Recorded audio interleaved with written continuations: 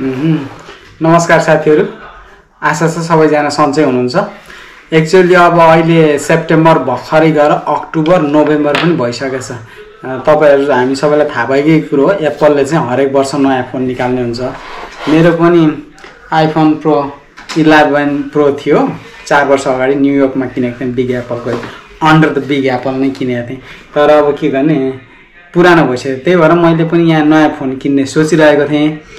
र नयाँ फोनको लागि चाहिँ यो आइफोन 15 चाहिँ के रहेछ भने, अब दुबईमा पनि अब एप्पल स्टोरहरुमा अनि तपाईको यो अथोराइज्ड रिसेलरहरुमा कसैसँग पनि यो नहुने रहेछ। यसको यिनीहरुको क्राइटेरिया भनौं अथवा पोलिसी भनौं, यिनीहरुले चाहिँ अनलाइन प्री अर्डर गर्नुपर्ने नै रहेछ।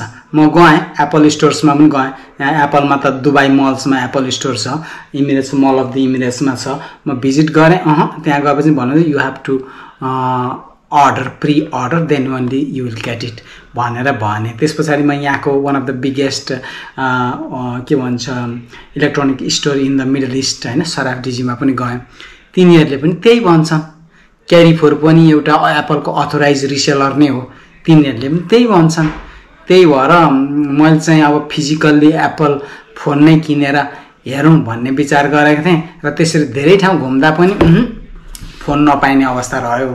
त्यसपछि मैले अक्टोबर लास्टमा चाहिँ मैले प्री अर्डर गर्ने नै विचार गरेँ।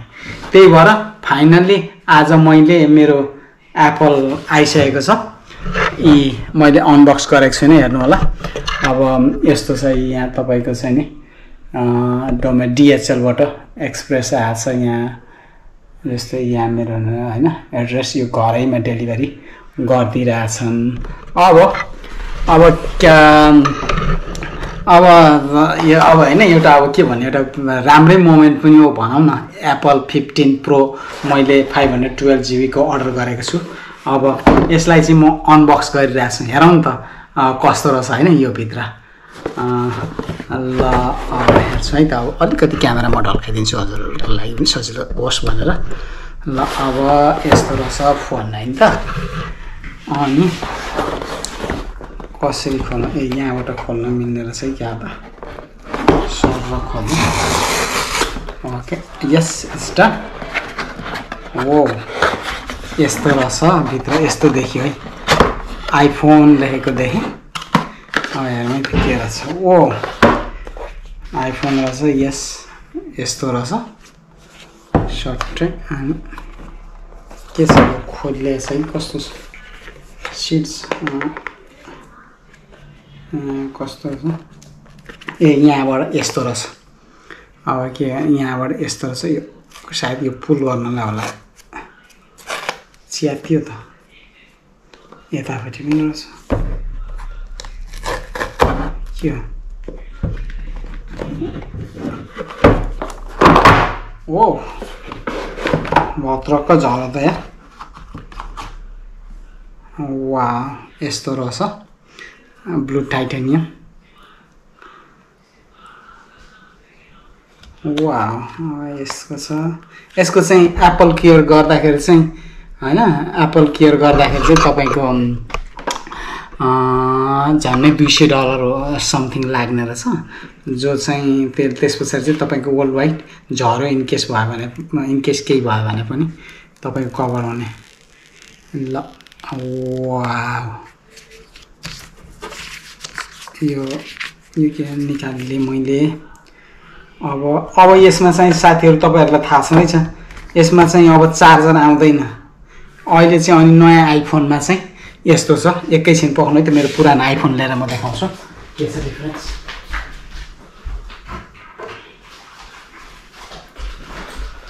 अब यो तपाईको चाहिँ यो चाहिँ मेरो 11 प्रो मैक्स थियो हैन। यो डिफरेन्स हेरौँ। यो चाहिँ 11 प्रो मैक्स हो। यसमा चाहिँ अब तपाईको चाहिँ अर्कै खालको यो जान्थ्यो चार्जर। यसमा चाहिँ यूएसबी के अरे यो यूएसबी यो के कुन चाहिँ चार्जर भन्ने, यस्तो खालको सिधै च्याप्टो वाला, जो चाहिँ युरोपियन युनियनले गर्दाखेरि अब चाहिँ सबै फोनमा कम्प्याटिबल हुने किसिमको यस्तो खालको नयाँ चार्जर आछ अनि अब हेर्नुस् यसमा चाहिँ अब आइफोनले अब केही दिएको छैन है चार्जर केही दिएको छैन यो चाहिँ तपाईको चाहिँ एक्स्ट्रा किन्नु पर्ने हुन्छ यो चाहिँ के रे यो केबल वाला चार्ज चाहिँ अनि सिधै अब कम्प्युटरमा जुनै डिभाइसलाई पनि लाग्ने कि यो चाहिँ मल्टिपर्पज वाला भएको छ अनि डिफरेन्समा अब यो 11 प्रो म्याक्स यो चाहिँ अब 11 प्रो म्याक्स अनि यो चाहिँ अब आइफोन 15 प्रो लेट्स स्टार्ट अब पहिला क्लिक गरौँ अब के छ कहाँबाट क्लिक गर्ने हो यसको बटन यही होला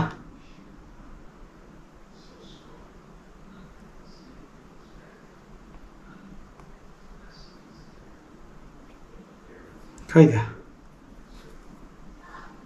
यतापट्टि त भोल्युम होला पावर बटन त यही होला हेरौँ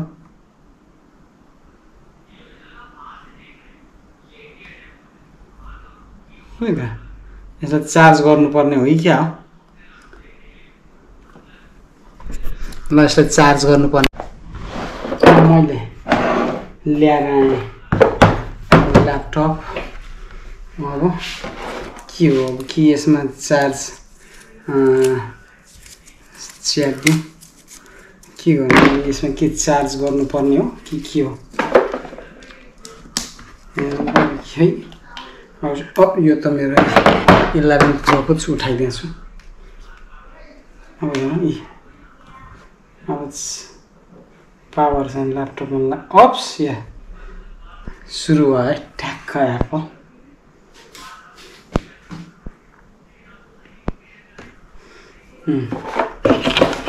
ओ हेलो भने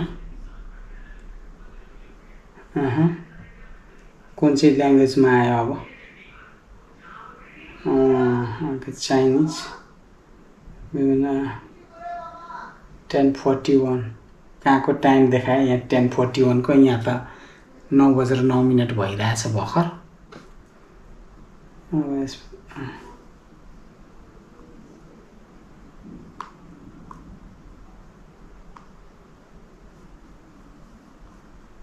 ओके सेटअप आइगयो इङ्ग्लिस चुज गरेँ युनाइटेड अरब इमिरेट्स ठिक छ कन्ट्री युनाइटेड अरब एपिरियन्स अब ठिक छ अहिलेलाई यही गर्दै continue quick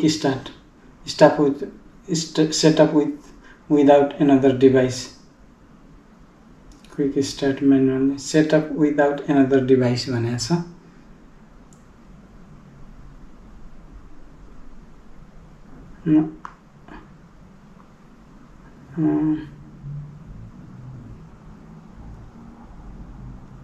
No person return spoken language continue गर्दा Wi-Fi भन्ने okay Wi-Fi okay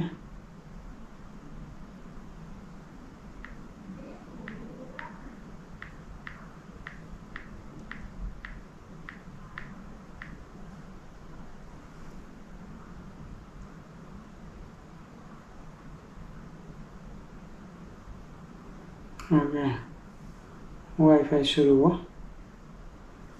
It may take a few minutes to activate your phone भनेर भन्छ अब हेरौँ कस्तो नयाँ फोन हो Yes, very much excited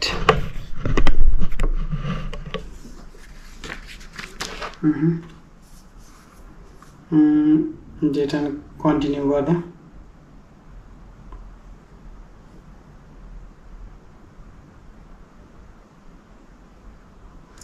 setup for myself, setup for my child, setup for myself, yes. Apple ID, yes, Face ID.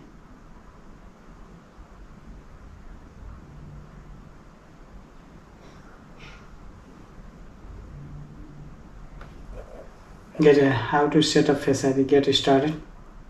Okay.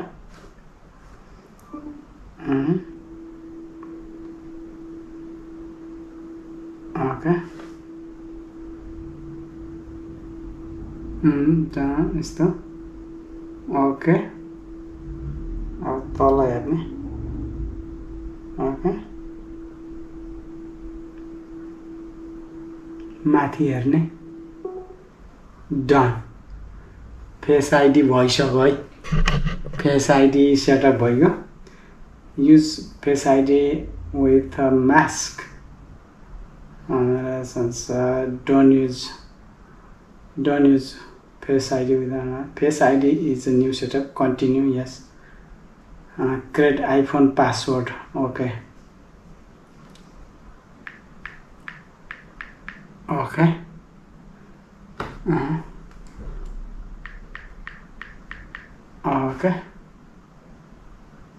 password set गर्ने अब transfer your apps and data from another iPhone yes अब अर्को iPhone यसबाट गर्दिनु पर्दैन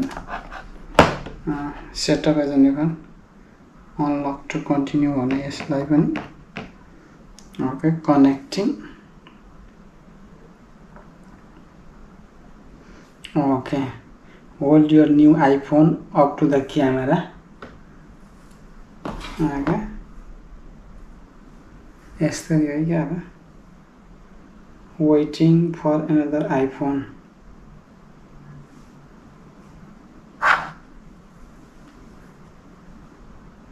position the image to the frame of your iPhone के भनेको position this image from your position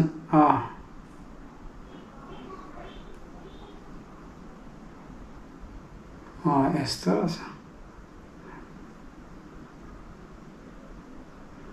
okay यो अब आइफोनबाट यतातिर सर्ने भयो डेटाहरु यही चीज चाहिँ छ के मलाई सजिलो सबैभन्दा किनभने अब पहिलाको पुरानो डेटाहरु पुरै हो सबै तपाईको अब कन्टिन्यु यो मेरो नयाँ फोनमा आउने हुने के यही चाहिँ मलाई मजा लाग्ने त्यही भएर मलाई यो आइफोन छोड्न मन नलागेको साथीहरु यस्तो छ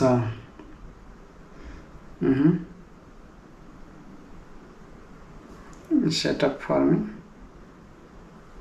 okay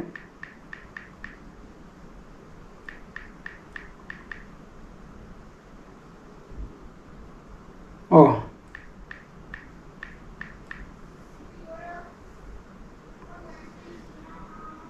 transfer from iPhone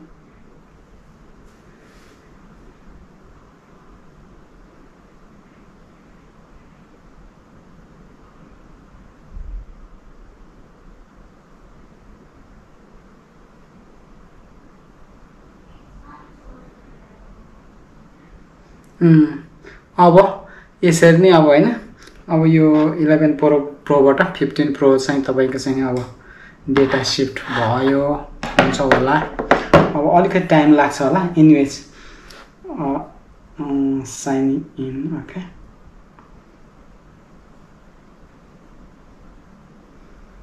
agree